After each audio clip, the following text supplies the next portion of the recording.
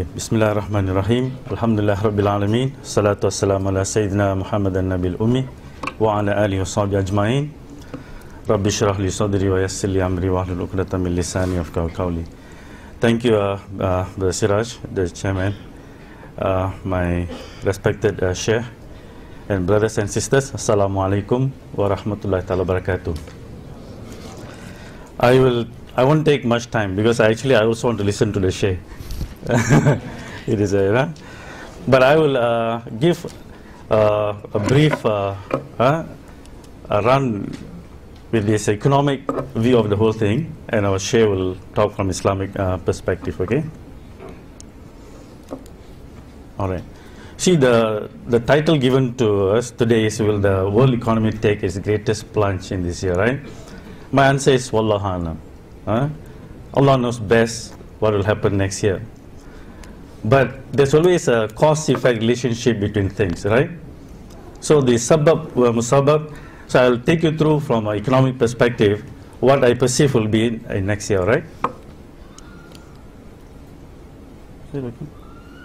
All right. So you see this debt problem in the US, throughout the world. The largest, these are all in euros. See, the US debt is 10 billion euros. And you see Japan is 9 billion euros. Germany, which is in euro, 2 billion euros.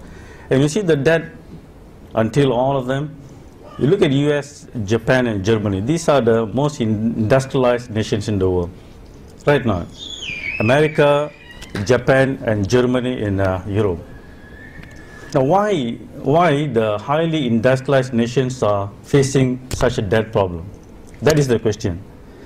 You see, if you notice in a world where people are able to produce a lot, like these people, if you produce a lot, you are intelligent, you should be the creditor in the system, not the debtor, right?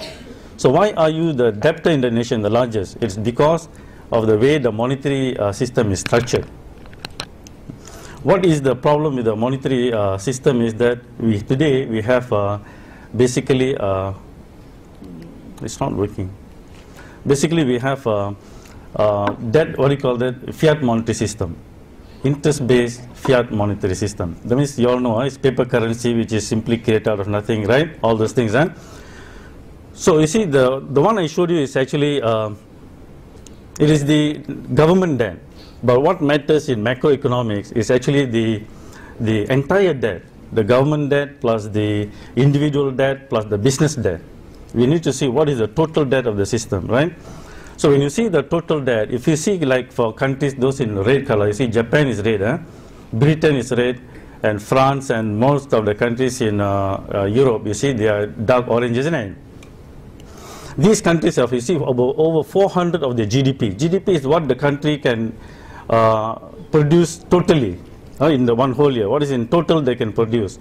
So you have these countries 400 times. That means 4 times. The debt is 4 times what the country can produce. Look at Japan. Japan is the highest in the world, the total debt. So the total debt of Japan is 4 times it can produce as a whole nation. You see that? And you know that it carries compounded interest. So when debt carries compounded interest, it is an exponential function. So therefore, the number grows exponentially day by day. So what happens when you have a system like this? The real economy, the economy that produces real things, it cannot match the rise of the debt. You follow? So the monetary system will not be able, the real sector will not be able to catch up with the monetary sector. That is the whole what is happening in the global economy right now. All right. Now you see this is the gold price. This is the gold price from the day we started talking about it. Upon Nick Mahani is behind. She was with us from the time we were doing this. So you see, when we started to talk about the gold price at that time, it was only about 160 something per ounce. Now you know it is almost 1,700 plus already, right? So you see the gold price, it has gone to, do you see the exponential growth? Now, the important thing is this. A lot of studies have shown that the gold, when you price relative to real things, the things that you produce, it is a constant. It's a constant. So if you see an exponential growth like this, what is it telling you? It is basically telling us that the dollar and the global economy is collapsing exponentially. That is the story gold is telling us, okay? The dollar and the global economy is collapsing exponentially. It is not the price of the gold is telling. It's telling the story of the dollar, okay? All right. So you notice. Look at this. So therefore, when an economy is unable to pay the debt, you see 400%, Japan, right? Is stuck. America stuck. Japan, Europe also stuck, right? We call that in economics liquidity trap. The markets are all in liquidity trap. So when you have a liquidity trap, the way to solve this is through debt relief. You have to write off the debt. You have to lupuskan all the hutang lah. You have to write off the debt, at least the interest portion. The interest portion you got to write off, and you require people to pay only the principal portion. Now that is necessary if you want to jumpstart the economy again. I will come back to that. So when you don't do that, when people when people and businesses default, then there will be a collapse of the monetary system. That's what we call the meltdown. A destruction of money takes place currently. So you see the America, and then you see Europe, and you also see Dubai, right? The Arab Spring also has had relation to that. And I think by next year and so on, we will be facing it. There is a domino effect that is taking place. So the Arab Spring is also because of a collapse of the monetary system. So it all started in 2007 when the subprime crisis started. You all are aware of that, right? So it's actually a destruction of the dollar. So the destruction of dollar spread the problem to the Europe. So you saw many banks in Europe also were collapsing, right? So now the Arab world, the Dubai and so on, that's what is happening. So what we are observing today is basically the collapse of the debt-based monetary system globally. The debt-based monetary system is what is collapsing globally. So if I can, that means, you see the major currencies that I showed you just now, the dollar, the yen and the euro, all of them will face problem now. Because these are the major countries with the major debt, isn't it? So when these countries collapse, so all these currencies will collapse. So this is what we are going to face. So when the major currencies collapse, then the question is, what will be this thing? People will lose confidence in all currencies, because these are the major currencies. People put so much of faith in them, right? So when these currencies face problem and collapse, so people will just will lose faith in all currencies. So now the alternative is, what will be the alternative will come into question.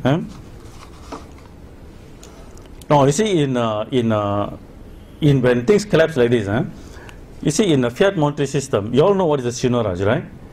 The seigniorage is, you see, money that is created out of nothing. When you print or when you create money through electronically, it is very easy, very cheap to create.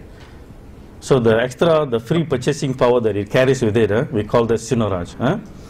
The seigniorage will transfer wealth and power from individuals, companies, governments to people who create money. So this is a view from political economic perspective. You know that the domains of political economy is the struggle for wealth and power, right? So this monetary system will take away the wealth and power from individuals, businesses and governments, and it will enthrone this on people who create money, those who are given the right to create money. Basically, today's the banking system, where the banking system, they will be the ones who become the creators. So you saw the statistics earlier. You saw America, Japan, and all this. You saw they are becoming debtors, isn't it? But in accounting, you know that for every debtor there must be a creditor. So who are the creditors in the system? Those are the ones. So to whom you gave the right to create money out of nothing and give to people as a loan on a compounded basis. So they are the creditors in the system. Okay? So the whole world, individuals, businesses and governments will become indebted. We all will become indebted. The creditors will be the banking system. And slowly you will find the control over the resources of the nation and also the power will be enthroned on this group. Very easy. I don't think you need a PhD to understand this, right? Very simple logic, isn't it? Now you notice what happened in the European debt problem. You see, in the European debt problem, after the entire thing collapsing, you notice that they replaced one new Italy and Greece got new prime minister, right? So you notice the new prime minister, it's not elected, but you see he's a member of former Goldman Sachs international advisors. Look at Greece, also appointed. Who is this thing? He was the former governor of the bank. So you will find that this is what will happen. Ultimately, you will see that the people will be placed at the so our politicians all will have to give away slowly, you know. So the other politicians will come, and then they will put an austerity plan on you. You have to, you know, you have to work and work and work. You become slaves, and they'll put high taxations, and you will become austerity plan and so on. Basically, you will do a life of slaves. That's what will happen in this monetary system. Go ahead on the next. So you see, to solve the European problem, you see, German Chancellor Angela is calling for fiscal union. You see, the euro is a monetary union. Then you see, with the monetary union alone, you cannot go on. You see a lot of problems, isn't it? It's also because of the Sinoraj. So you need a fiscal union. That means the governments, when they want to do the budgeting, they got to be united. That's what I mean by fiscal union. So when you have a fiscal union like that and a monetary union, basically you become a one country, one nation. You see that? So the local politicians will lose power after that. You'll become, you just follow whatever orders being given to you. Yeah, get it, huh? So this is what it is. So it's going for fiscal union, and I say this is the path to the one world government. You notice in the Arab world, what is happening? It is one by one, the leaders' collapse is creating a vacuum in leadership. Isn't it? Right? So it creates vacuum in leadership, and here you will see that the formation of a kind of one world government. So you need to see the monetary system with global politics, then you see what is happening, okay? So if you ask me what needs to be done for this thing, I've got a number of things. I put the most important ones. The first thing is you got to give the system a write-off, at least the interest portion. That's what the Quran says in the Quran says. For that, you need to write off all the riba and the interest portions. You are entitled to your principal, right? But unfortunately, in the today's system, the principal is also created out of nothing, right now. So that's the reason why I put number one, you nationalize the banks. So you nationalize banks like China, India, and many other countries like Brazil and so on. So when you pay back the principal, you pay back to the nationalized bank. So that means the bank that belongs to the government, because the government represents the people. But today's banks are all private. We have given them the right to create money, and then they're just privately creating the money and giving it to you as loan on a compounded basis. You see? The next is, of course, we have to eliminate riba after that. It is the entire cost of the whole thing is actually riba. You know, you can trace riba to almost everything, the crime levels, the climate change, you know, the fall in the moral of the people. You can trace it back to riba, you see. So you need to eliminate riba and institute real money system. So real money systems are systems that take real things as money. So that's why we are saying go back to gold, silver, and anything that's real. The hadith of the Prophet sallallahu alaihi wasallam, if you remember, gold for gold, silver for silver, wheat for wheat, barley for barley, salt for salt, right? So all these are commodities that can play the role of money as a measure of value. This is what is missing in the global monetary system. Measure of value. We have kilograms to measure our weight, right? We have length meters to measure our length, isn't it? Or distance. But in international trade, we exchange values. In trade, business, we exchange values, right? But we do not have a measure of value in present system since 1971, when the Bretton Woods collapsed. So this is the missing thing, the measure of value. So you can only measure value with real things, things that have the characteristics of money. So that is the reason why we have to go back to gold, silver, and real things, and as a measure of value.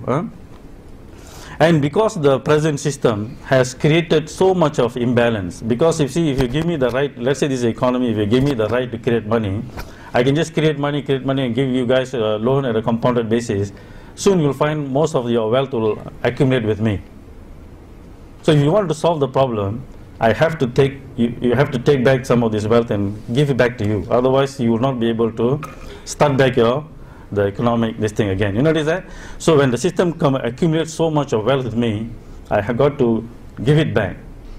So that's why redistribution of wealth is necessary. You see, the subprime crisis when it took place, more than 5 million homes were foreclosed. 5 million, you know. So if I'm a bank manager, I just have to go and choose which one I like. Right now. Right now. So the solution they are currently suggesting is Euro bonds. You know what are Euro bonds? It's more debt. The problem is debt, and then you create more debt. How to solve problem with a debt with another debt, is it? You see, you need to understand problem solving in micro and macro. For example, let's say we are all economy. If I print $1 million and give it to one of you, you'll immediately become a millionaire, right? Correct or not? But if I create millions and give to each one of you, then it will be only inflation. You will not become rich. So you can solve one section of the economy, but you cannot solve the entire thing with a similar solution. So same as debt. If you have a debt problem individually, you can solve one person's problem like that, but you cannot solve the system like that. You see that? So you cannot create Euro bonds to solve the problem. It will only worsen the problem. You are creating more money. You are creating more money to solve this thing. And since the real things will be same, right? The same real things, it will create hyperinflation. The system will create hyperinflation. That's why, can you go back? You see, that's why the problem will create a hyperinflation. So next year, you are going to find price of a lot of things going to just skyrocket. You see, not only the Europeans are thinking of Euro bonds, the Americans are now talking about quantitative easing number 3, QE3. You know what is QE3? It is just printing more money. It sounds very sophisticated, isn't it? Quantitative easing sounds like quantum physics, right? But it's basically just like printing. It's printing more money. So all this will create global hyperinflation. So what is worrying is this, your price of your rice, price of your wheat, the staple food will skyrocket next year. The bread and everything, when they take this kind of solution. See? So countries that import food will be devastated. You see that? And it will bring the whole world economy into a serious recession when you go on this path like that. All they want to do is they just want to try to save the euro at all costs, because they know it's unsustainable. So they're trying to create more money, and then when you create more money like this, it will just still again accumulate with the same small group of people. It's not going to be distributed widely with the entire system. It's going to accumulate with a small group. So it's going to create a serious unemployment and also a global economic depression, if you see from the way I see the direction it's going. And if you learn anything from our past history, mankind, whenever such things happen, they always try to solve the problem through wars. So when you cannot control people through economic, this thing like this, the Shinarach of the international currencies, which are losing, all of them, euro, the dollar, yen, all are going down. So what do? You go and take the people's real resources, take over the real resources. So that is the reason why you see the game in the Middle East. It's a war for oil. It's a control for oil. Because if you control the oil resources, you can control China, you can control everyone, because they all need the oil for the economic engine. You see that? Even Alan Greenspan in his book, the Age of Turbulence, he mentioned the Iraqi war is for oil. It's in the book. Right? You can say it is for the mass destruction and all the stuff, but it's for oil. So if you see the game, there's only one country left for them to take on. The moment if they get Iran, then the China will be subdued. So the whole game, it is not all this Islamic terrorists and so on. It's basically to check the rise of China, basically China and Russia and so on. So that is the reason. If you notice recently, the general in China, right? He gave a warning. If you touch Iran, then it's a war. It's going to be World War III. Why are they saying that? You see? The Chinese generally say, if you touch Iran, it's going to be World War III. So that's why it's very difficult for them to even take on Syria, because Syria, like Libya, because the moment they go for Syria, it means Iran might go. You see? So Iran goes means it's going to be so it's very in a situation that you can create a serious world war, the way you see it. So if you see the entire the scenario, now because the solution is not taken, because they didn't give the debt relief, and they have opted to create more debt and more fiat money to solve the global crisis, I think we are going to face a serious plunge next year. You know, it is all very close. With only in the political game, it's only Iran that is left. So just to give you an effect of all this on gold, you notice the exponential growth of gold price, isn't it? So to give you an effect on gold, you see the gold is the real money. Mankind learned gold is the real money. That is the reason why, even though the Federal Reserve that prints the dollar, and they don't back the dollar with gold. You cannot go to the Federal Reserve with your dollar and ask for gold. They won't. It's not redeemable. And yet, they are the largest holder of gold in the world, isn't it? Right? In Fort Knox. So why is it? Because they know it is the real money. So we have done, there's a correlation between the dollar and gold is almost for negative 1-for-1. If the dollar were to go up, the gold price will go down. Dollar to collapse, gold price will go up. Almost 1-for-1. So since you saw the gold price is going up, it's because the dollar is collapsing. It's negative. So now that will be linked to the euro and also the yen. All of them are in a similar problem. Liquidity trap. Remember the word liquidity trap. And I say that there's going to be a hyperinflation, isn't it? So and gold is a proven hedge against inflation. Anytime inflation goes up, the price of gold also will go up. So you can protect your savings by diversifying some of your this thing into gold and silver. So again, there'll be effect. It'll be you saw the documentary just now, isn't it? It's expected to go up very high. And then you see the central banks. They also know the problem of the fiat money. So they are also diversifying into gold. So most of the central banks are also buying a lot of gold now, stockpiling gold. Gold is the only commodity held by central banks as a reserve asset. You know that, I always joke, they don't hold coffee or tea as a reserve asset, only gold. And then India, also one of the countries that is fast growing, and you know that India is one of the largest consumer of gold also. Not only the central bank is stockpiling gold, so the Indian people also buying a lot of gold. If you watch a Hindi movie, you can see And then, and also if we accept the age of turbulence, if you think that the next year is going to be an age of turbulence, then the gold is also an asset of choice during times of chaotic times. Because you see, with gold, you can take your gold and you can just move away to a place where it's safer or where there's more peace, right? So that's the reason anytime, whenever there's a war, the price of gold will go up. So if you are expecting next year to be a chaotic year, then again gold price will also go up. In fact, Alan Greenspan, the former chairman of the Federal Reserve, when he left the Federal Reserve in 2005 or 2005 or 2006, right? When he left, immediately he wrote a book. You know the title of the book? It's called The Age of Turbulence. See, he knew what was coming.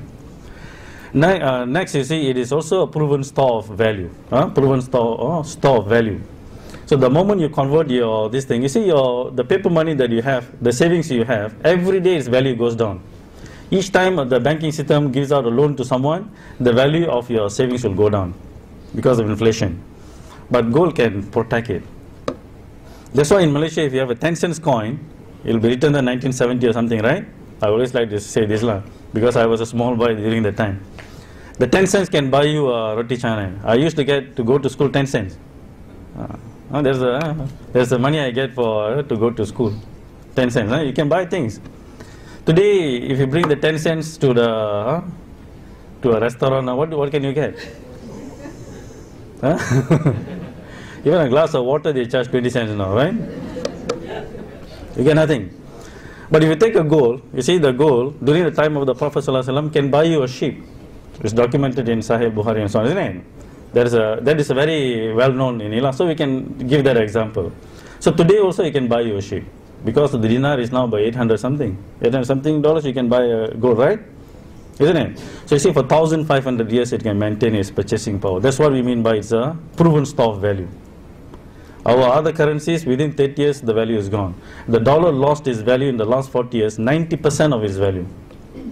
The dollar. From 1971 to this one now, 90% of the value is gone. See? And that's the reason why a lot of people are talking about returning back to the gold standard, gold dinar and so on. Even not only us, even the Western. The Nobel laureate said this century is going to be the gold is going to return. Even the president of World Bank said, let's go back to gold. So when everyone is talking about let's go back to gold, so again the value of gold will go up. So you can see, when I mention gold, it's also related to silver, okay? So these two metals, they always play the role of money together. Yeah? So you will notice that this will be the effect on the metals. So what about individuals? What can we do? The governments, I don't think they'll be able to take the actions that I mentioned to you. They're not going to come, some politician, okay, we are going to write off all your debt, It's not going to happen. Even though in history it happened, historically it has happened periodically, they will do that. But in the modern world, I don't think it is possible.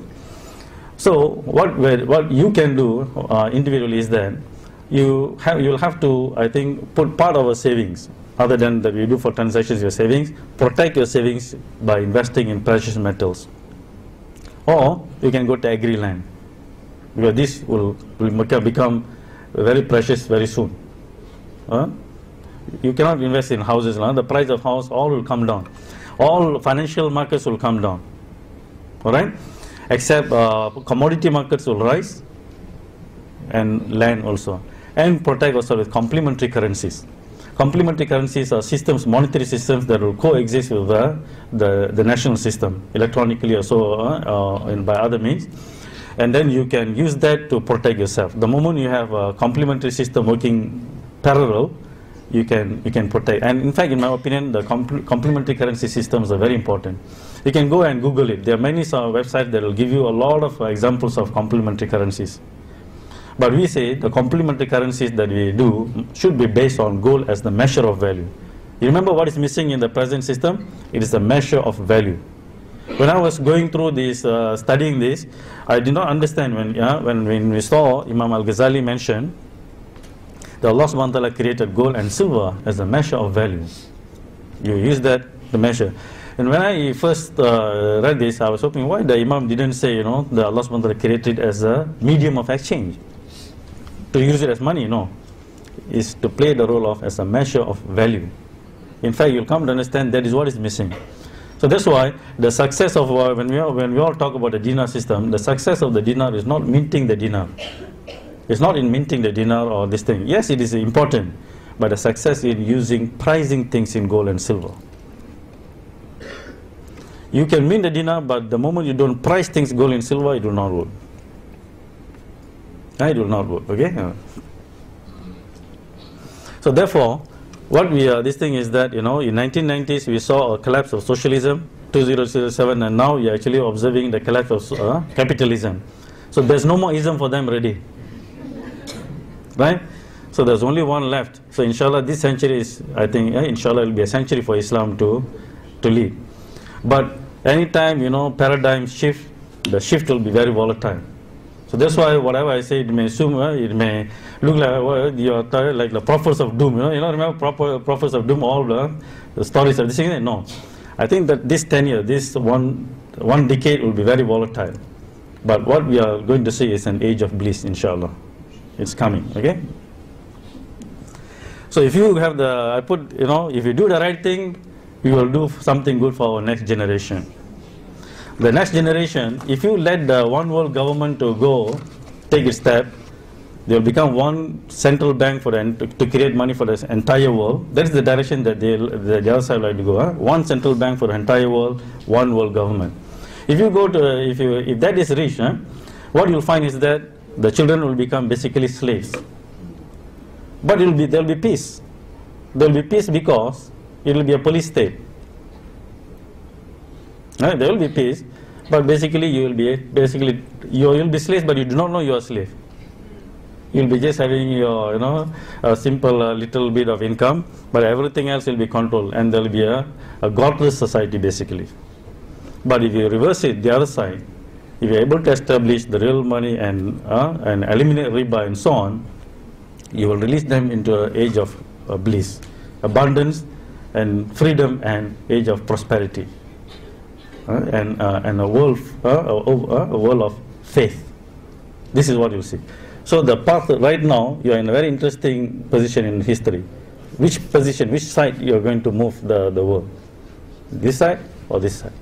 So with that, I stop here because I would like to listen to the Sheikh more. I'm sure you are all here to listen to the Sheikh also, right? So I will stop here. Thank you very much. Assalamu alaikum wa rahmatullahi wa barakatuh. Alhamdulillahi wa kafa wa salatu wa salamu ala ibadihi alladhina istafa khususan ala afdalihim wa khatamin nabiyyin Muhammadin al-Amin wa ala alihi wa sahbihi ajma'in wa ba'd. Brother Chairman, my dear student Shirazuddin Adam Shah, Professor Meera, brothers and sisters in Islam here at the International Islamic University in Gombak in Kuala Lumpur, Assalamu alaikum wa rahmatullahi wa barakatuh. A jigsaw puzzle is something that you were children once upon a time, weren't you? And you did play with jigsaw puzzles. A jigsaw puzzle is something in which you have lots of bits and pieces, each one with a little picture or part of a picture. And you have to use some measure of insight to put the pieces together. By studying each individual piece, and if you succeed in putting all the pieces together, then you will see the whole picture.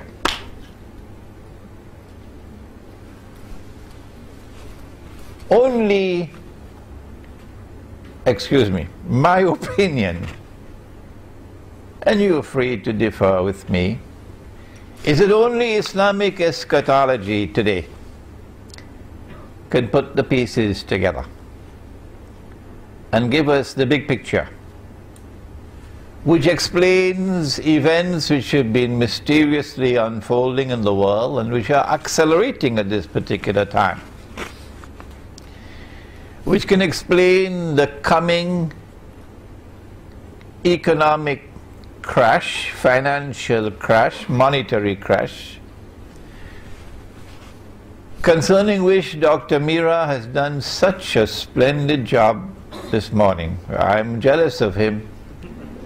I don't know how he can do it, and yet do it so simply and press all the buttons so beautifully to explain to you the crash that is coming and why it is coming. You know me, that for 15 years or more I have been saying that the US dollar is going to collapse. I've been saying more than that the US dollar must collapse. And I was not doing that because of economic or monetary analysis. I was doing that on the basis of my studies in eschatology. Eschatology, ilmu akhiru zaman is so easy, but this big word is so difficult. Ilmu akhiru zaman, the study of the end time, the study of the end of history. How did I know that the US dollar must collapse? And with it, that the US dollar, the US economy would crash. In 2004, in a lecture in Trinidad on Dajjal, which is all over YouTube, I used the words flying high. You're flying high now, but tomorrow the crash is coming. That was 7 years ago. And that when the crash comes, it's going to bring down the entire monetary system. It's going to bring down all the paper money in the world. This, you know, the stuff that we have in our pockets, the bogus, fraudulent, utterly haram paper money.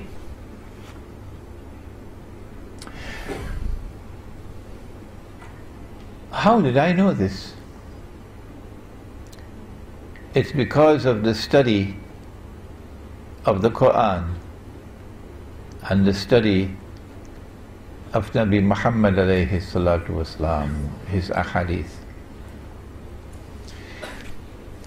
A number of things are coming together at this particular time.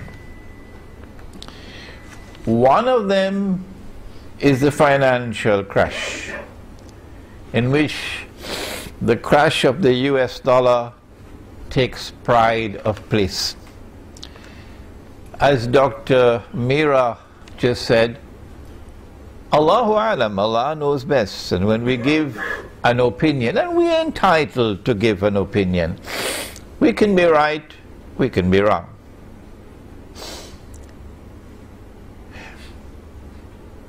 The US dollar is now in a place called ICU, in a hospital, intensive care unit. It has actually expired and is being kept alive artificially by this pump that they use. You see the chest going up and down. But the plug is soon going to be pulled, and then it will be pronounced dead. And the US government knows that very well. That if Israel attacks Iran, that's it. The link between oil and the dollar, as Dr. Mira just explained, if the price of oil shoots up, the implication is that the US dollar is heading down. And they know that an attack on Iran is going to be the final nail in the coffin for the US dollar. That's why the United States does not want Iran to be attacked, my opinion. But Israel wants to attack Iran. Among the reasons is to bring about the collapse of the US dollar. If the US dollar collapses, then automatically the US economy will crash. Remember, this is the international currency. In the same way that its predecessor, the sterling pound, when we were children at school, was the international currency. Today the US dollar is the international currency. There is going to be such massive financial loss in the United States in particular. White America losing most of its wealth, and black America doesn't have much. They got peanuts. That you can close your eyes and anticipate panic in the United States of America, and riots in the United States of America, they might have to declare martial law in the United States. But more than that, the collapse of the US dollar, since this is the international currency, and for that you'll have to study the Bretton Woods Accord, which they don't teach in Al-Azhar University, incidentally, and they don't teach in the Darul Uloom, so your Mufti, I'm sorry, doesn't know the subject. It's going to create panic in the weak currency areas of the world. You know, the world is divided into two kinds of haram paper money. One is called the hard currency area, and I was giving a talk in an international conference in Brunei in September, and I made a joke and nobody laughed. And these were scholars from all over the world, present there, scholars of Islam. I said that they have a special chemical, and they dip their paper in the chemical and it comes out as hard currency. Nobody laughed. And I said, we don't have the secret chemical. So when we dip our paper into the solution, it doesn't come out as hard currency. So their hard currency is in demand all over the world. Wish we could get that chemical, eh? And ours, you take a whole basket full of Bangladeshi taka to Manhattan, you can't even buy a cup of coffee.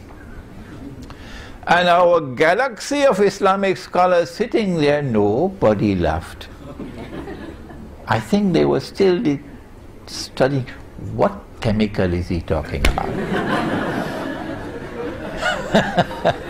It's so sad when you make a joke and nobody laughs. So we're talking about the people who don't have the chemical. The Indonesian rupiah, the Bangladeshi taka, the Pakistani rupee. There's going to be panic as people struggle and rush to dump their paper because the price of bread is climbing every hour. Runaway inflation. We are now on the brink of momentous and indeed monstrously evil change in the world as never before, ever before experienced in human history. And where are the scholars of Islam who are arguing with us? What is his Aqidah? Where did he get his ijazah? Is he a Sufi? And yet these are our brothers, and they are our brothers, and we do not speak disrespectfully of them. Who would declare of us, don't listen to Imran Hosein, who for 15 years now was able to see that this is coming. They still can't see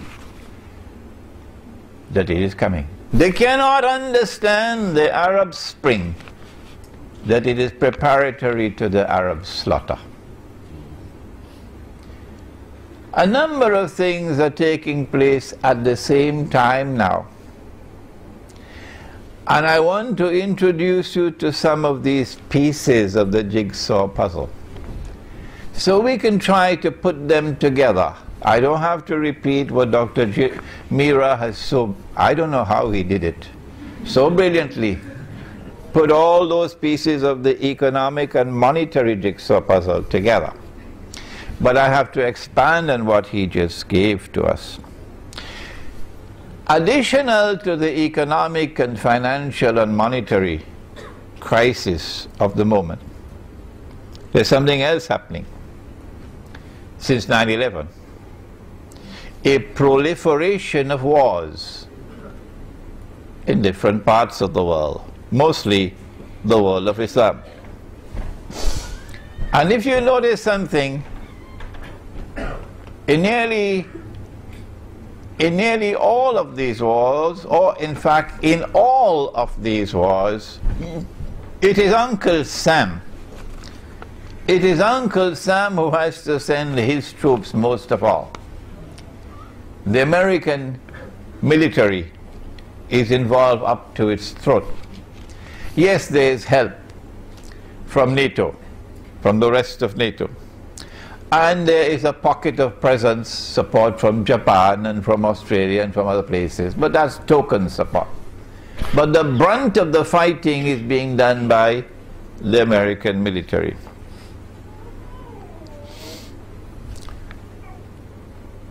I want to suggest to you that the economic and financial crash is coming at a time when an American military crash is also going to take place. It's not just the US dollar that's going to crumble. No. That the United States has been led by its nose to a trap where it will overextend itself. And the one that is leading the United States, I hope they're listening to me, in the American Armed Forces. The one who is leading the United States to a military trap are the Zionists who control the US Congress and the state of Israel. If Iran, there's a lecture I delivered maybe 1 week ago in Tamantun, Dr. Ismail, which is on YouTube. Implications of a Zionist-Israeli attack on Iran, in which I have explained the subject in much greater detail than we can mention here today. That as soon as Israel attacks Iran, and I am anticipating that Israel would not want to deliver a knockout blow to Iran, because Israel wants Iran to remain strong. Why? Because Israel knows that Iran is going to respond by attacking the American troops in Iraq, where Iran has the advantage of geographical position. And Iran has the second advantage of the majority of the population of Iraq will be supporting Iran, because they're Shia. And even the Sunni in Iraq would want to use this opportunity to deliver the death blow to the United States in particular and to NATO in Iraq. And so the implication of an Israeli attack on Iran is that the United States is going to be back to the wall in Iraq, fighting for survival. I have also suggested, and remember, I can make mistakes, and I have made mistakes in the past. I am anticipating that Iran will also attack and take Bahrain, which should not be easy for them. That should not be difficult for them. And once Iran takes Bahrain, remember again the same situation, that in Bahrain the overwhelming majority would be in support of Iran, and a small and strange minority of oppressors would be opposing Iran in Bahrain. So Iran will have the majority population of Bahrain on its side, because they're mostly Shia. Once Iran takes Bahrain, then Saudi Arabia, which is now, after India, Israel's most strategic partner in the world. Saudi Arabia will now call on the United States. It's probably already prearranged Maybe they have a secret defense treaty.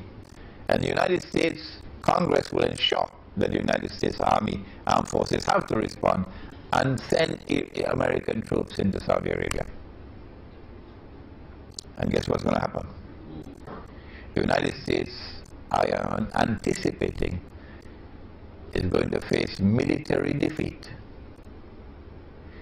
in Saudi Arabia and Iraq from Iran, because of the advantages on the side of Iran.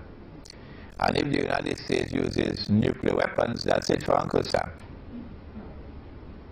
And so we see not only a financial crash taking place, but also a military crash about to take place. The wars that the United States have been waging, particularly since 9/11, and the monstrous lies which they've had to tell about 9/11. You know, I have said that there are three kinds of lies. You heard it? There are ordinary lies, and then there are great lies, and then there's 9/11. The only people who are now holding on to 9/11 and the official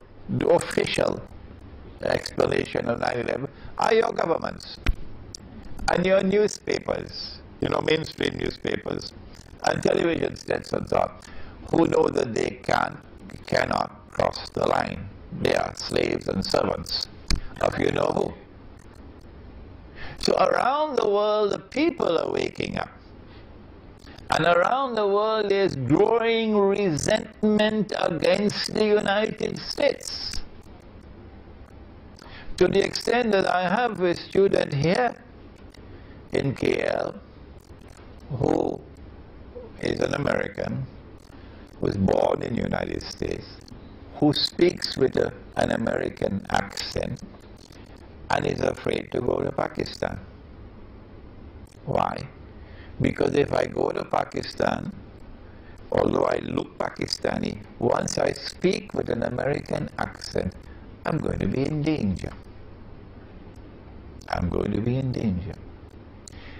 This growing resentment against the United States of America around the world was just demonstrated in a very dramatic way in South America.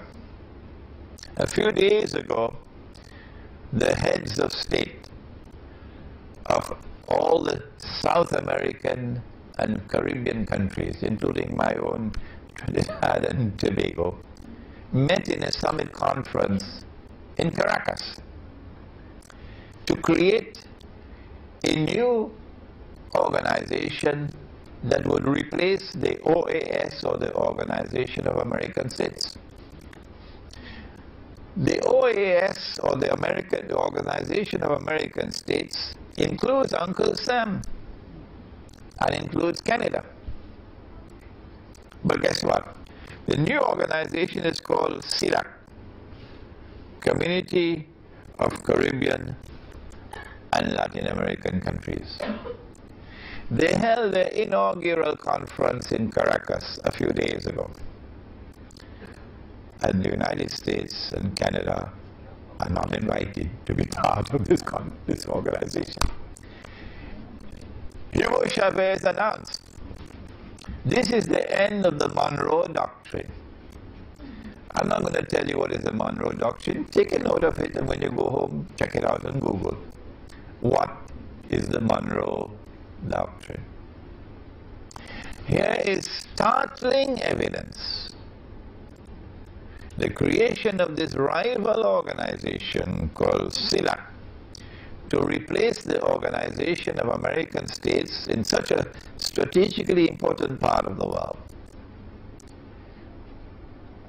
Evidence of the declining status of the United States of America in the world. Growing hatred, growing resentment is also leading to isolation. There's more hatred coming. Let me explain. So we can see the pieces coming together. What's going to happen when Iran is attacked? Naturally, the price of oil is going to shoot up dramatically. Apart from the fact that the US dollar will be collapsing. The Prophet said, alayhi salatu wasalam, it's a hadith of Sahih Bukhari, it is also in Sahih Muslim. He said about Akhiru Zaman, one of the signs of the last day, is that the river Euphrates, you have studied geography, haven't you? The river Euphrates will uncover a mountain of gold. But he went on to say that the believers must not touch it. We can understand if the gold came from the bank and it's a river, you don't touch that. But this is not coming from a bank. This is not the bank of Euphrates, this is the river. So this can't be haram gold. No, they're halal gold. Well then why did he say that the believers must not touch that gold? He said that mankind will fight over that gold, and that 99 out of every 100 will be killed. Which means that it's not going to be conventional warfare, because conventional warfare don't kill 99 out of every 100 combatants. This is going to be nuclear warfare, really, or some kind of a warfare similar to nuclear warfare, which would kill 99 out of every 100, or biological warfare. So this is not going to be Tom, Dick and Harry fighting with little pistols. It has to be global warfare over that gold. If you are persuaded that the Prophet alayhi salatu wasalam is talking about a mountain of that metal, gold, that is your right. And nobody is going to look down upon you. That there is going to be a mountain of gold. A mountain is something very high, and it's going to come from the river Euphrates. Or maybe you might want to say, well, the Prophet ﷺ is using symbolic language when he used the word mountain, and that what he meant was a large amount of gold, because gold is normally underground, under the river. So a large amount of gold is going to come from underneath the river. Maybe you want to use that kind of interpretation of the word mountain. But there are some who say, no, mountain is mountain. And you have no right to interpret the word mountain to mean large quantity. Or you may want to allow me to offer an opinion. And of course, you know the warning. Whenever Imran Hosein gives an opinion, please do not accept it until you are convinced that it is correct. I can't do more than that, can I? I want to suggest to you that not only is the word mountain being used symbolically, but also that the word gold is also being used symbolically. And that what the Prophet ﷺ is speaking of is black gold or oil. Yes, I know, they're going to jump on my neck now. But never mind. It's a different methodology at work here, from the one which reduces religion to text and insist that the text must always be interpreted literally, the Protestant version of Islam. Whereas I am offering a different methodology, where I'm using, if you'll excuse me, spiritual insight to try to put the pieces together to make a meaningful whole. That the black oil, the black gold or oil, as soon as it was discovered anywhere in the world, the Zionists immediately made sure they took control of it. Everywhere in the world that oil was discovered, the Zionists ensured they took control of it. They even had control of Venezuela's oil until Hugo Chavez came along. They even had control of Iran's oil. And they engineered a coup d'etat to overthrow Mohammad Mossadegh so that they can recover control over that oil until the Iranian Revolution came along and they lost control of that oil. Why did they want to take control of oil, the Zionists? Because oil became the machinery of a new world economy, an industrial economy. It made the factories work. It gave us transportation. You are now hooked onto oil for transportation. You are now hooked onto oil and the fertilizers for agriculture. You are hooked onto oil for industrial manufacturing. You can't do without oil. And the day that you don't have oil, you're going to have riots. So guess what's going to happen now when Israel attacks Iran? That's why he said the believers should not touch it. Meaning, do not allow yourself to become dependent on that oil, because it's a trap. I remember an engineer in Lahore in Pakistan. He's passed away now, may Allah have his mercy on his soul, who established an engineering company in Lahore, British trained engineer. And he said to me, all that we wanted to do was to explore the use of solar energy for running fans, for fans to operate. Pakistan is a hot country. And if we could succeed in using solar energy for fans, we would cut the import bill on oil for Pakistan.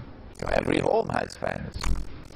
And he says, as soon as my company went to work on this project, the World Bank and the IMF sprang into action and came down on the government of Pakistan to force our company to abandon this project. Meaning, they did not want us to escape from the trap of dependence on oil. And so now the trap is about to be sprung. Escalating prices of oil as soon as Iran is attacked.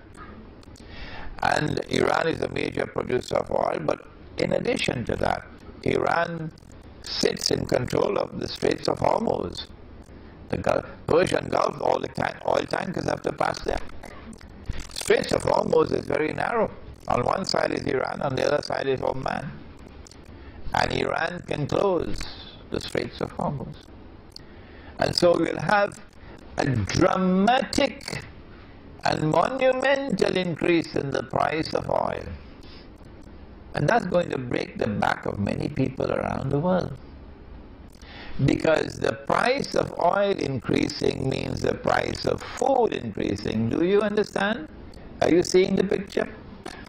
The price of food increasing, the price of transport increasing, the price of manufactured goods increasing, cost of living rising and rising and rising. And when people cannot afford because of the increasing price, they're going to blame Uncle Sam because he is the one who's been waging all these wars for the last 10 years. And Israel will take a little bit of the flak but the media will ensure that the major blame goes on the United States. So I am suggesting to you that when the Prophet said, sallallahu alayhi wasallam, the believers should not touch that gold, it doesn't make sense that he's talking about the metal. Why should we not touch the metal, which is halal?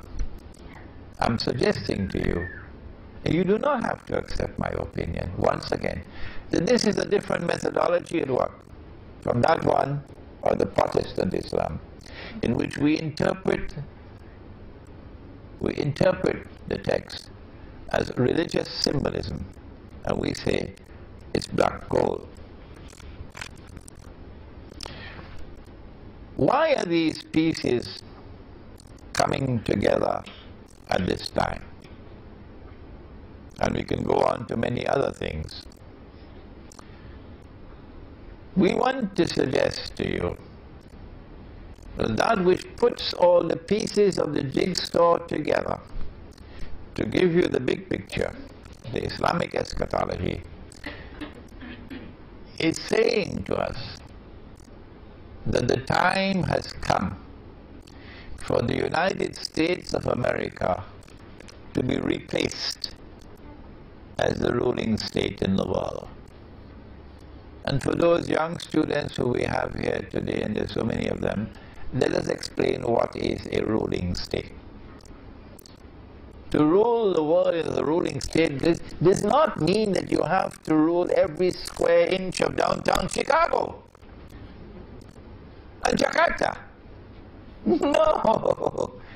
A ruling state, when we use the term, is a state whose power and dominance in the world cannot be challenged by any rival or combination of rivals. In this sense of the word, the holy state of Israel, established by Nabi Dawood alayhi salam, the Prophet David, and Nabi Sulaiman alayhi salam, the Prophet Solomon, was a ruling state in the world.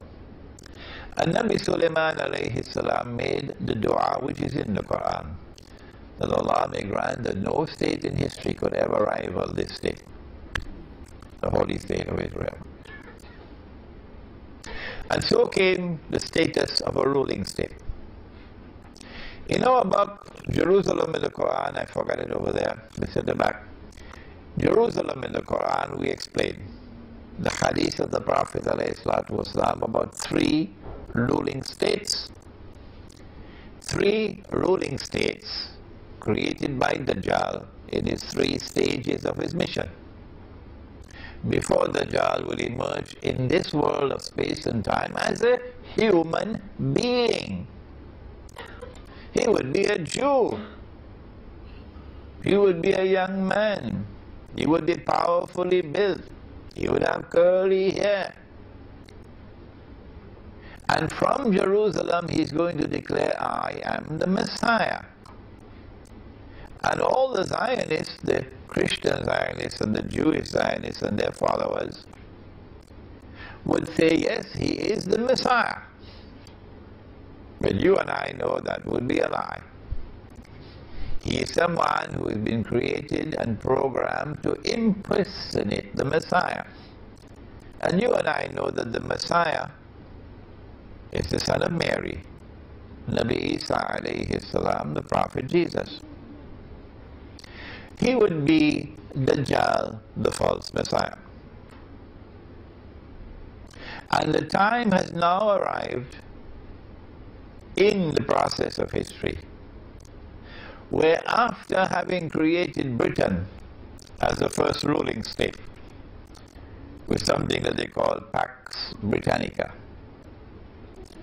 and then having caused or engineered the collapse of Britain and its replacement with the United States of America as the second ruling state in the world, with something that they call Pax Americana, we have now reached that moment in time using our methodology which they reject.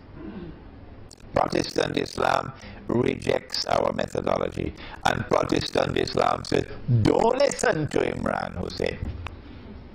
Don't listen to him. He has no Aqidah. He's a Sufi. Well, go ahead. Go ahead. But you're still my brothers. And I don't speak disrespectfully of you.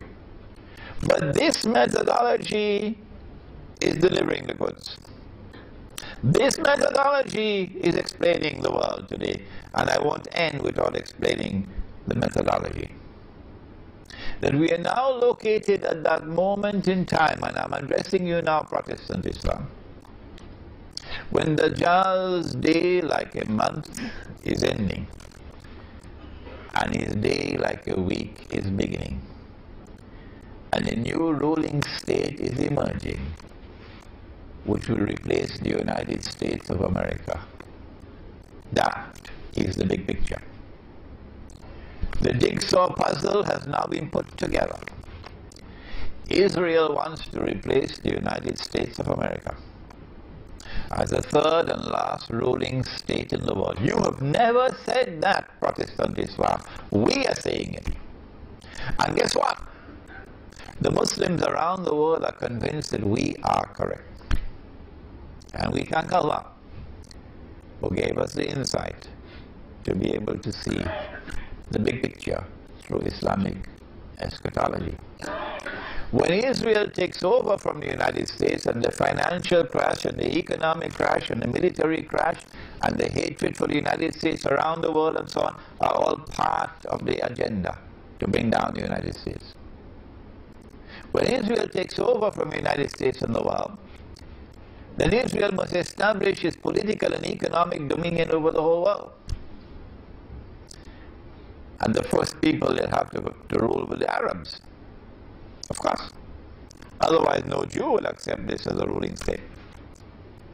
And so the Arab Spring has come at this time to facilitate the wars that Israel will have to wage in order to subdue the Arab world and establish an Israeli political and economic dominion over the Arab world.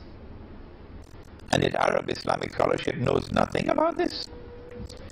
Arab Islamic scholarship knows absolutely nothing about it. That is our predicament today. That we need a new generation of scholars of Islam using the methodology that we are offering to be able to read the world correctly. It is at this time that we have to ask, why is it that Protestant Islam has emerged at this time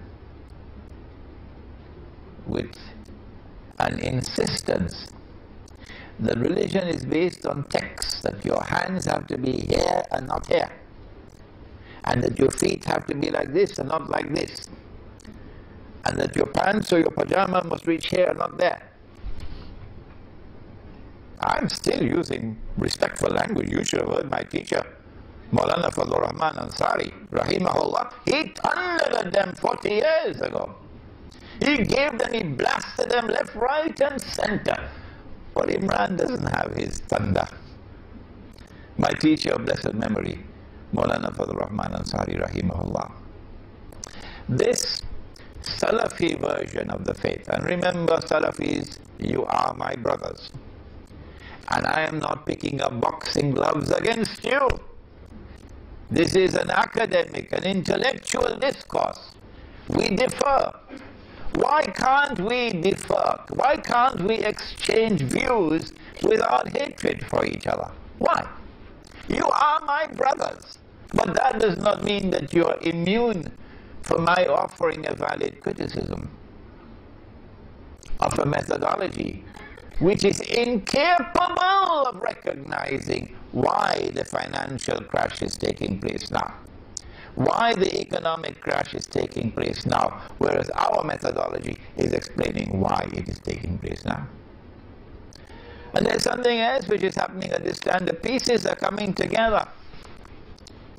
We have a group called the Tabligh Jamaat, who have fanned out around the world. And they are beautiful brothers. Oh yes. When you see the way they live, you see how they're regular in their salat, they dress in a particular way, they're conforming with the sunnah, you say, MashaAllah, MashaAllah. I don't think we can fit Tabligh Jamaat in the blue jeans Jamaat, can we? You know the blue jeans Jamaat. But why is it that at this particular time, when we face a challenge different from any that we have ever faced before, that we should now have this Protestant version of Islam with that epistemology and with this gathering of large numbers of people, 500,000 ijtima in downtown Chicago. Dajjal is not bothered at all about that. Why? They show no concern whatsoever. They show, Tabligh Jamaat shows absolutely no concern whatsoever with Islamic eschatology that would explain the reality of the world today and which would anticipate the events which are unfolding today and tomorrow.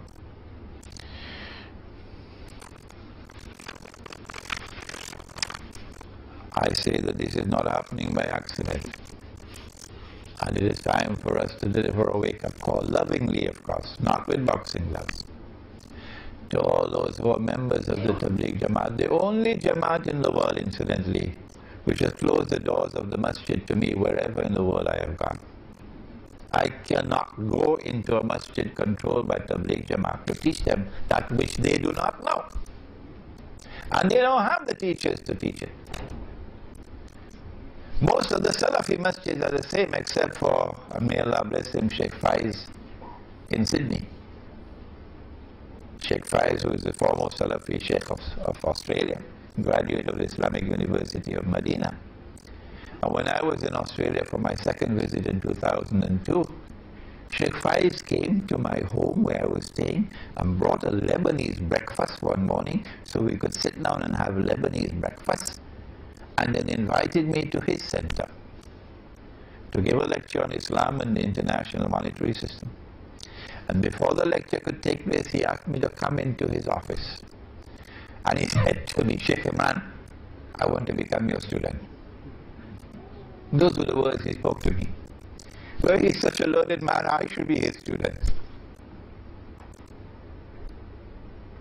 Why is it? Why can't we give you a wake-up call and yet remain brothers with each other? Because your methodology is wrong. You're putting your head in the sand like an ostrich in Tabligh Jamaat and not paying attention to understanding events unfolding in the world is dangerous for the Ummah. It's like sleepwalking through history. I thought Ronald Reagan was the only one who did it. But that's what you're doing, Tabligh Jamaat. Do not be annoyed with me. Do not be offended, because you're my brothers. Now let's come to the methodology. The Prophet said, alayhi salatu wasalam, that every prophet warned about Dajjal. And the Prophet Nuh alayhi salam warned about Dajjal. But I'm going to tell you something that no one has ever said before me. Dajjal sees with the left eye, he's blind in the right eye, it looks like a bulging grape. Dajjal sees with the left eye, he's blind in the right eye, it looks like a bulging grape.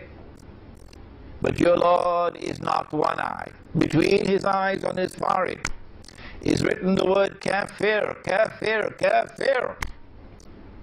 And every mu'min will be able to read it, whether that mu'min is literate or illiterate. And so Ali radiallahu ta'ala anhu will be able to read it. Kafir. But Tony Blair won't be able to read it. You know, he was just convicted for war crime right here in KL. So we sent Tony Blair to the eye specialist. Check out his eyes. Why he cannot read, this kafir? Oh, when you're sending Tony Blair, send George Bush also with him. And then the report comes, nothing wrong with their eyes. Well then how come they can't read, but the mu'min can read? We say, and this is our viewpoint, you don't have to accept it. Is that when the Dajjal sees with the left eye, this is religious symbolism at work, that he is seeing with external sight. And when he is blind in the right eye, this is religious symbolism at work, that he is internally blind. And that's why the kafir cannot read. Because when the mu'min reads, he's not reading with these eyes alone. He's reading with internal sight. And did the Prophet not say, sallallahu ta'ala alayhi wa sallam, I wish I had another 1 hour to deal with the subject. He said, ittaqu firasat al-mu'min, فَإِنَّهُ يَنْزُرُ بِنُورِ اللَّهِ. Fear the firasa. The firasa is that hikmah, or that wisdom of the believer, which is intuitive in nature and founded on spirituality. Fear the intuitive, internal, spiritual insight or wisdom of the mu'min, because when he sees with the nur of Allah. And so this hadith is speaking about epistemology and about spirituality. The absolute imperative of pursuing the spiritual quest, so that you'll have internal nur with which to see, and so that you have a chance of walking in the path of Khidr alayhi salam. After all, it is Suratul Kahf of the Quran, which is the surah of Ilmu Akhir Zaman par excellence. And Khidr alayhi salam is different from the rest because you'll only meet him where? You will meet him at Majma'ul Bahrain. Majma'ul Bahrain, the place where the two oceans meet.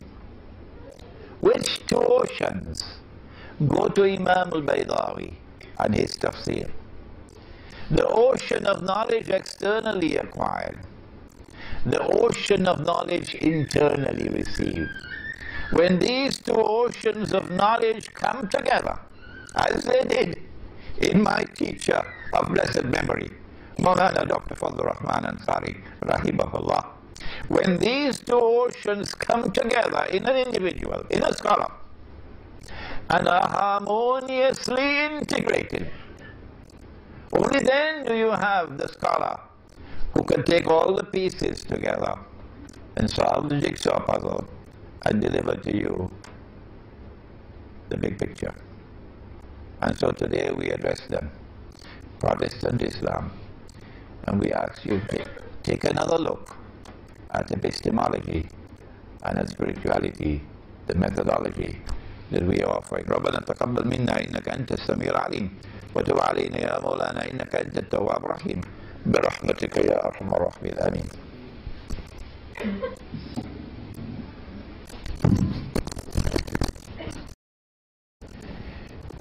There are those who believe that and they are correct, of course, that money in Islam is dinar and dirham. And there are lots of dirhams at the back there, you can take a look at them. Money in Islam is dinar and dirham. Malaysia is minting dinar and dirham now. However, dinar and dirham are still prohibited in this country as legal tender. I understand that Bank Negara is tolerating it because they are interpreting it as barter. Barter. So dinar and dirham is not money, it's a commodity being bartered.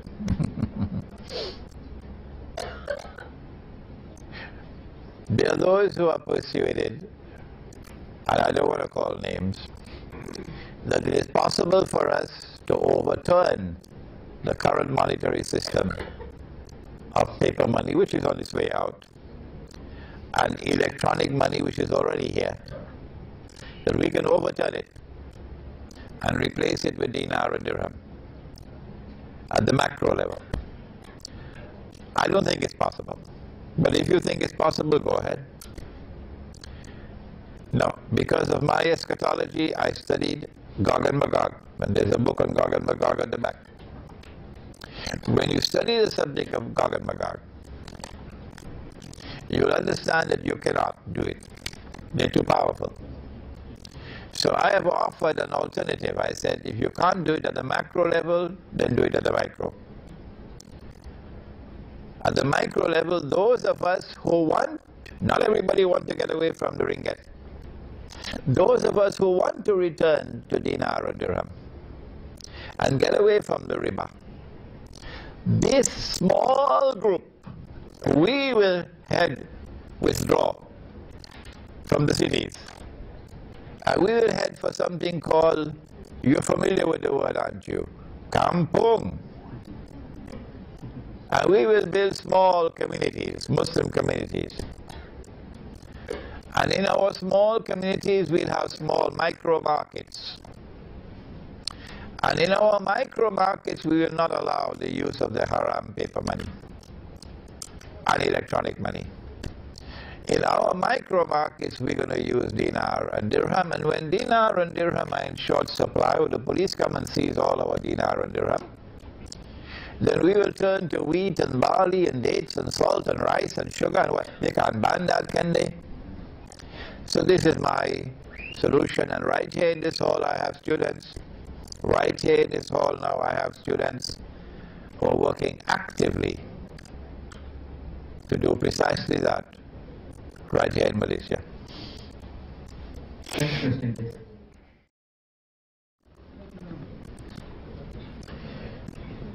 It is my opinion that the Arabs are being set up to be slaughtered. Israel has already decided that Israel has to wage big wars to subdue the Arabs.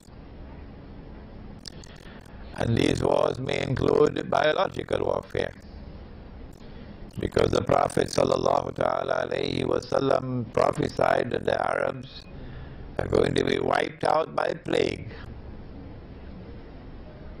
Swine flu, taste of things to come. But Israel does not want to wage a big wars and appear naked before the world as an aggressor, because they want Pax Judaica to look good.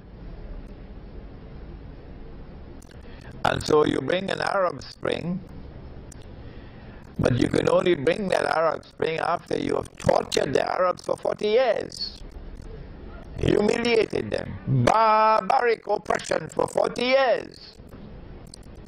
Only then can you bring an Arab Spring. When the Arab Spring comes, it offers you freedom.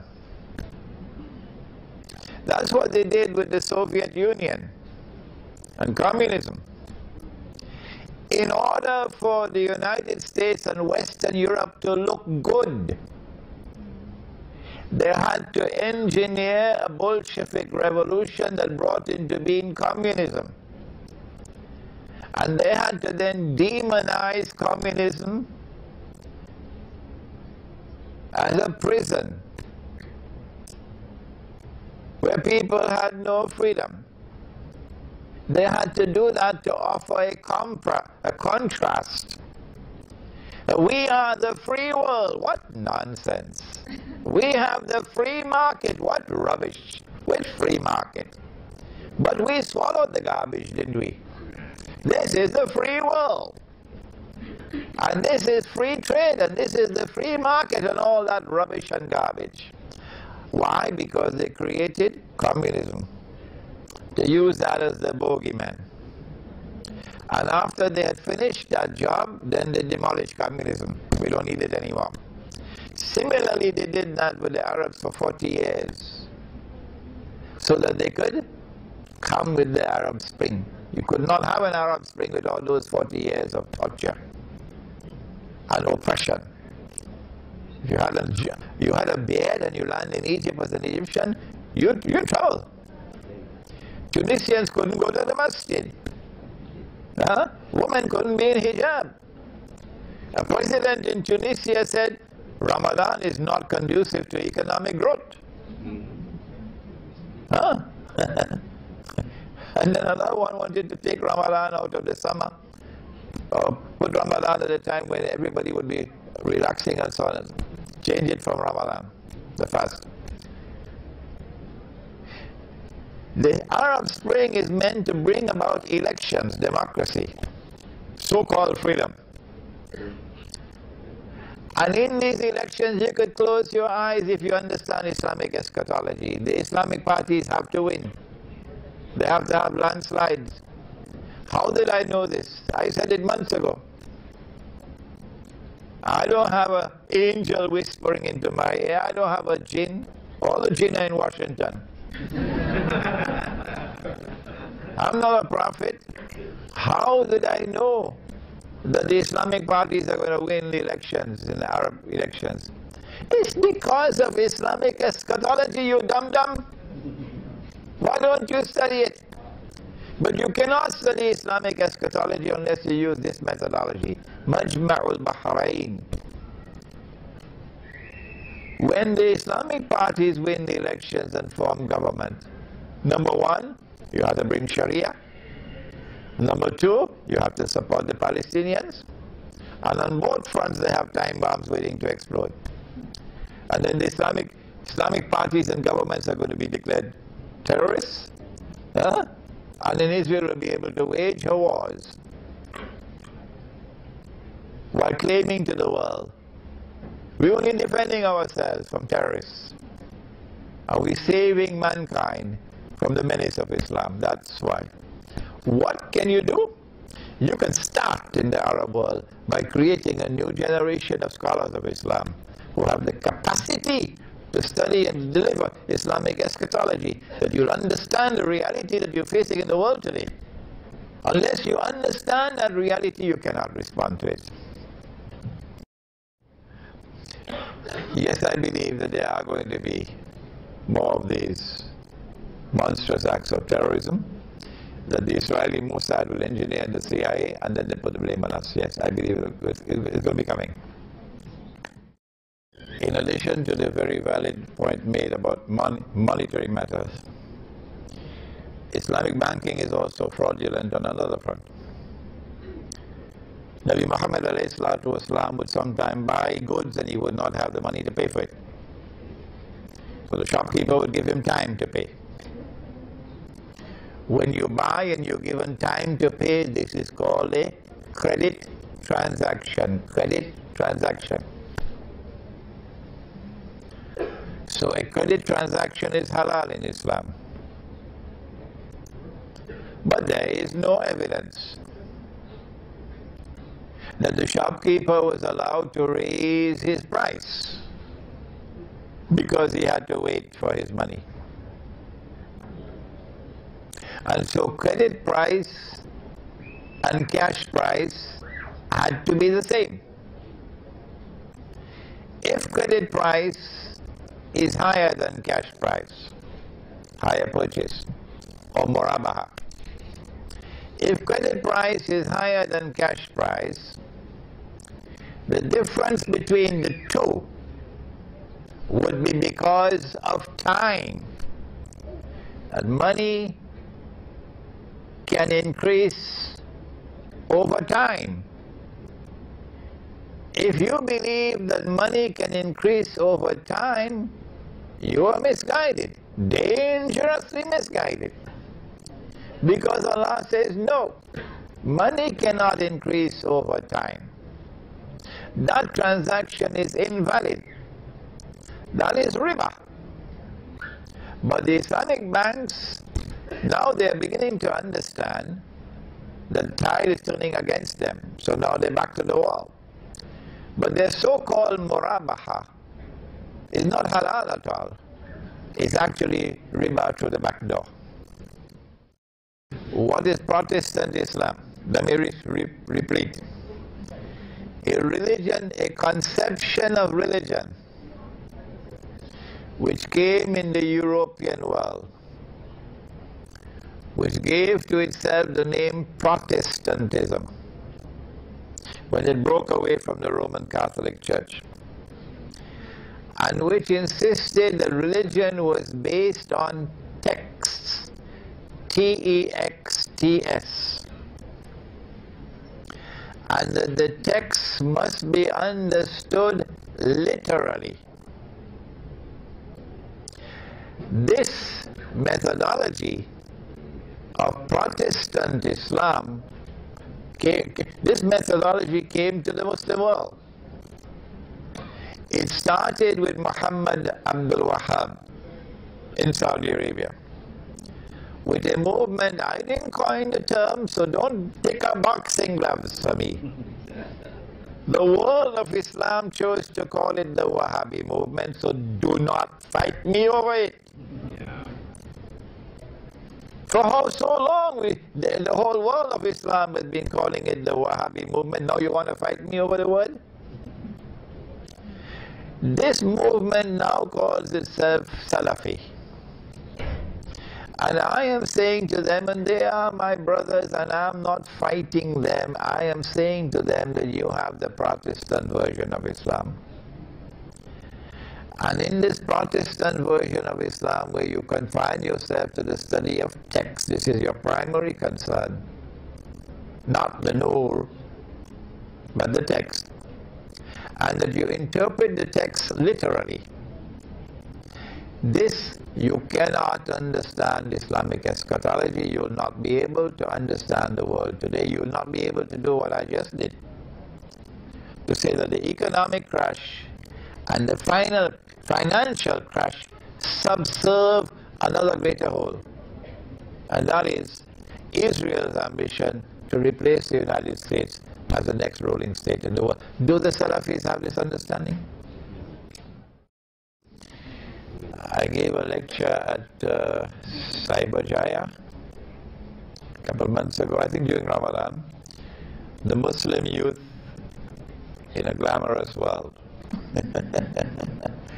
The lecture is on YouTube. Listen to it.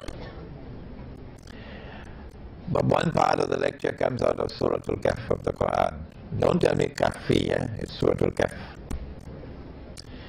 In Surah Al-Kahf of the Quran, those who had the courage to stand up and proclaim the truth, those who had the backbone, you know, some people have backbone made out of iron and steel, and others have backbone made out of recycled paper, you know that.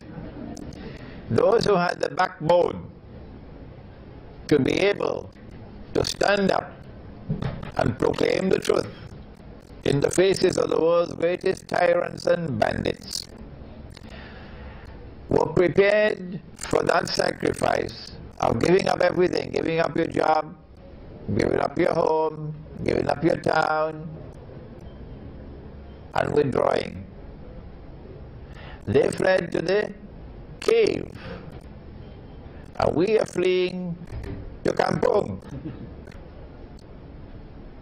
But there were youth. إِنَّهُمْ فِتْيَةٌ آمَنُوا بِرَبِّهِمْ وَزِدْنَاهُمْ هُدًى. So the nicest message of all today is the message for the youth. That you are the ones, not the elders, you are the ones who are going to take the flag of Islam. And you are the ones who are going to take the flag of Islam to victory tomorrow. So you have to study the Quran, and in particular you have to study Surah Al-Kahf. And I have at the back 3 books of Surah Al-Kahf. It's a quartet. The first one is Surah Al-Kahf, the tafsir, the explanation. That's at the back. The second one is Surah Al-Kahf in the modern age, which is the ta'wil, the interpretation. That's at the back. The third one is Gog and Magog, an Islamic view of Gog and Magog in the modern world. That comes out of Surah Al-Kahf. And if you send me less emails, I'll be able to write the 4th one. an Islamic view of Dajjal, the false Messiah.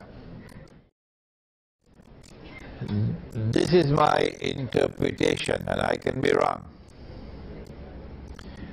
I said that when Nabi Ibrahim alayhi salam saw in a vision that he must sacrifice his son, or he is sacrificing his son, Nabi Ismail alayhi salam. And then he went to him and he said to him, Ya bunayya inni ara fil manami anni azbahuk fanzur madha tara. The son then replied, Ya abati fa'al ma tu'mar. Oh my son, this is what I have seen in my sleep. How do you respond? And the son replied and said, Oh father, do as you have been commanded. So the son and the father understood it to be a divine command. And when he was about to sacrifice his son, then Allah subhanahu wa ta'ala called out to him by name, Ya Ibrahim, by name. Qad sadaqta ru'ya, you have already fulfilled the vision. The vision never required of you to actually take a knife and cut your son's throat. Without doing that, without taking a knife and cutting your son's throat, you have already fulfilled the vision, indicating that what Allah wanted of him was acceptance of the slaughter. Acceptance of the slaughter. The Prophet said, sallallahu ta'ala alayhi wa sallam, the best of those who came from Nabi Ismail alayhi salam are the Kinana. And the best of the Kinana are the Quraysh. And the best of the Quraysh are Banu Hashim. And I am the best of Banu Hashim. Indicating a straight line from Nabi Ismail alayhi salam to the Arabs. And so I have suggested, and I can be wrong, I have suggested that what this vision was intended to convey was that there is a slaughter of Ismail alayhi salam which is to come at the end of history. And the slaughter of Ismail alayhi salam is the slaughter of the Arabs. And Allah wanted this acceptance from Ibrahim alayhi salam because this was required as part of the divine plan for the Jews to be punished with the greatest punishment that has ever been punished upon anyone. And so when the Arab slaughter takes place tomorrow, those innocent Arabs are not those who are worshipping Washington. They have the Qibla in Washington.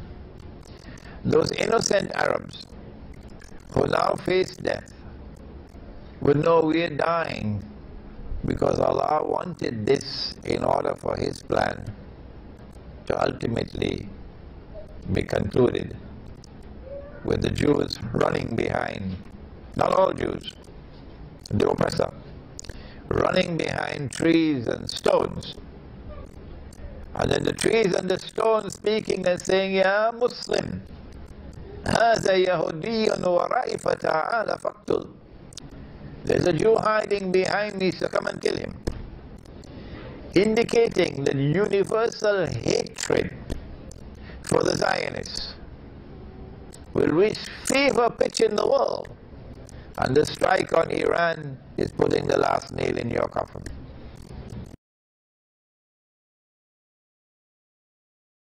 إلهي لست للفردوس أعلى ولا أقوى على نار الجحيم الله فهب لي التوبة واغفر ذنوبي فإنك غافر الذنب العظيم